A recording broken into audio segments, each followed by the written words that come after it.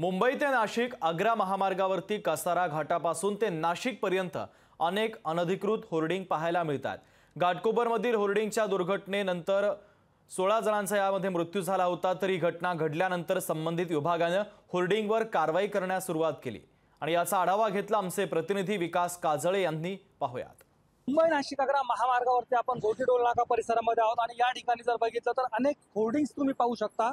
जी hoardings असे आहेत की जवळपास कसारा घाट पासून तर नाशिक पर्यंत जवळपास शेकडोच्या वरती होर्डिंग्स या प्रमाणे लावलेले आहेत आणि यांच्यावरती कुणाचंही निरीक्षण नसल्याचं देखील समोर येत आहेत। अनेक ज्या काही ऑथॉरिटीज आहेत, मग नॅशनल हायवे ऑथॉरिटी असेल, त्यांची देखील परवानगी या ठिकाणी घेतलेले नाहीत अशी माहिती समोर येत आहेत। अशा होर्डिंग्स देखील अनाधिकृत असून अशा होर्डिंगचा देखील जो काही पुढे जाऊन धोका निर्माण होऊ शकतो। इगतपुरी तालुका ज्या ठिकाणी मोठ्या प्रमाणामध्ये पाऊस होत असतो आणि अशा होर्डिंग्स ज्या आहेत त्या देखील या ठिकाणी ढासळू शकतात आणि यामुळे मोठ्या प्रमाणामध्ये देखील जीवितहानी होऊ शकते।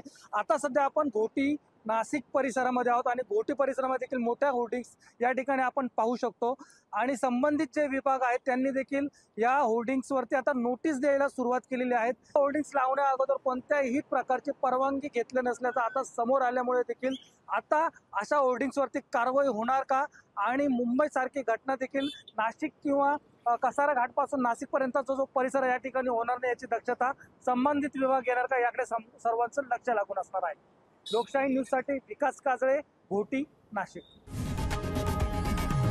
लोकशाही मराठी ऐका, पहा, जागरूक रहा।